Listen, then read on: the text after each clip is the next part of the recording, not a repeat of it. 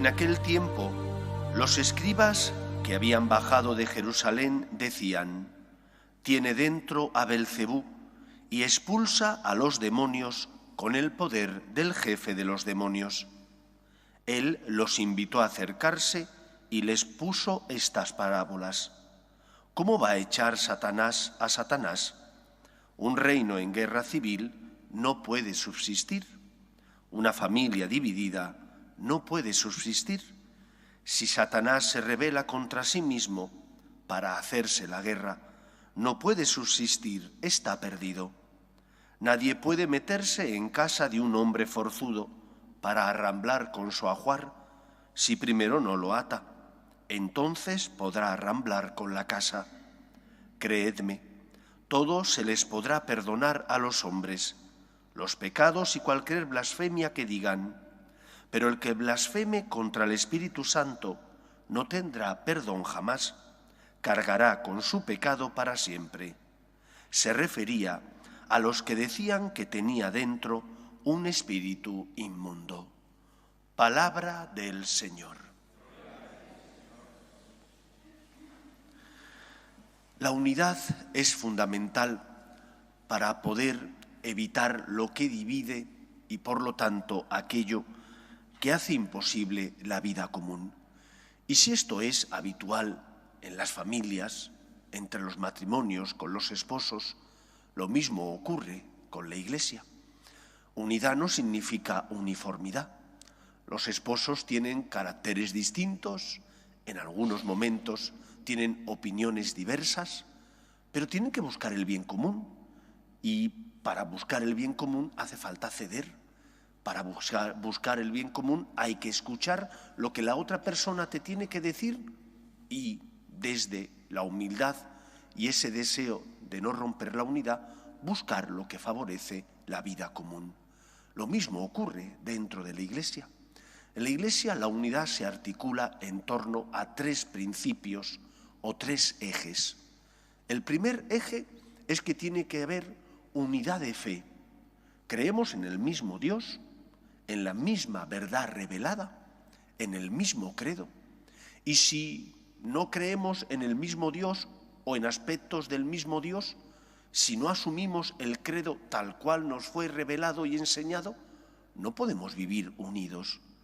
Porque, ¿cómo voy a vivir la unidad con una persona que dijera Jesús no es verdadero Dios o no es verdadero hombre? Nos separaría un abismo, dado que nuestra fe está basada en que Dios es uno y trino y que la segunda persona de la Santísima Trinidad viene al mundo sin dejar de ser Dios, asume nuestra condición humana para salvarnos, muere y resucita, abriéndonos las puertas del cielo. En primer lugar, unidad de fe. La fe basada en ese credo que es lo esencial de las verdades en torno a Dios revelada al mundo. En segundo lugar, junto con la unidad de fe, unidad de sacramentos. ¿Qué son los sacramentos? Son signos sensibles de la gracia invisible. Son los instrumentos que el Señor Jesús ha concedido a su Iglesia para perpetuar su pasión, muerte y resurrección. Mediante los sacramentos, los débiles experimentamos la fortaleza de Dios. Mediante los sacramentos, los débiles experimentamos el amor de Dios y por lo tanto sentimos fortalecido nuestro espíritu.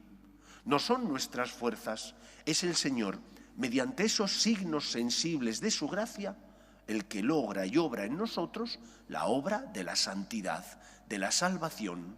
Él es el que nos libera. Y por lo tanto, para que la Iglesia se mantenga unida, tenemos que tener los mismos sacramentos que son los auxilios espirituales que Dios nos ha concedido. Si no compartimos esos sacramentos, no compartimos tampoco entonces los méritos de la resurrección y del triunfo de Cristo.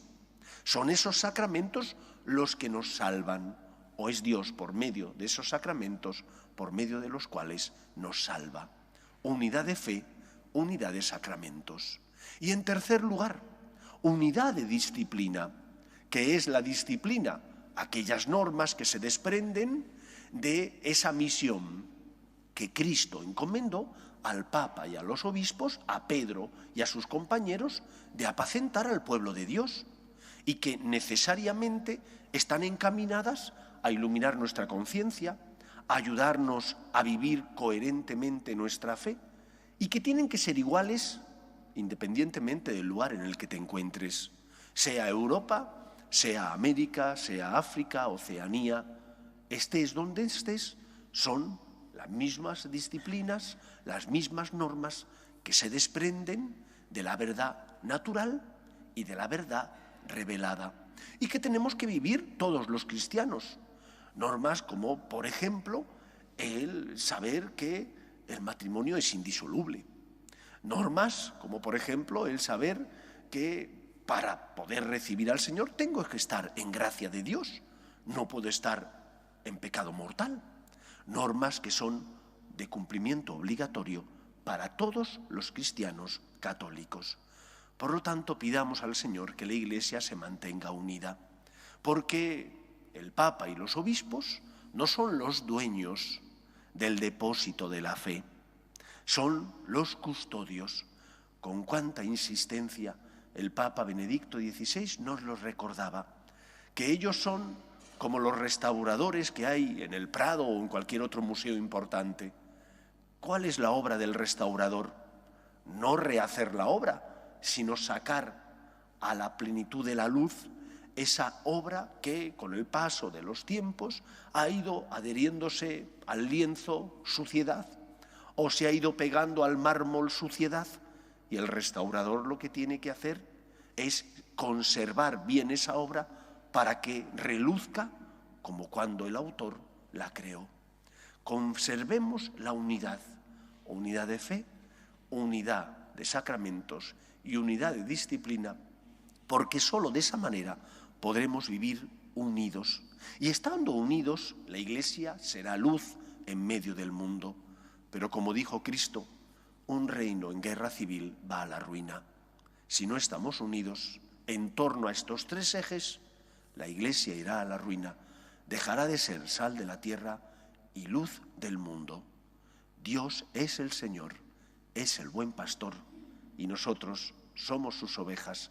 Tenemos que escuchar su voz y dejarnos guiar por la voz de aquellos que Él puso para que, como asalariados suyos, fueran instrumento suyo en el mundo.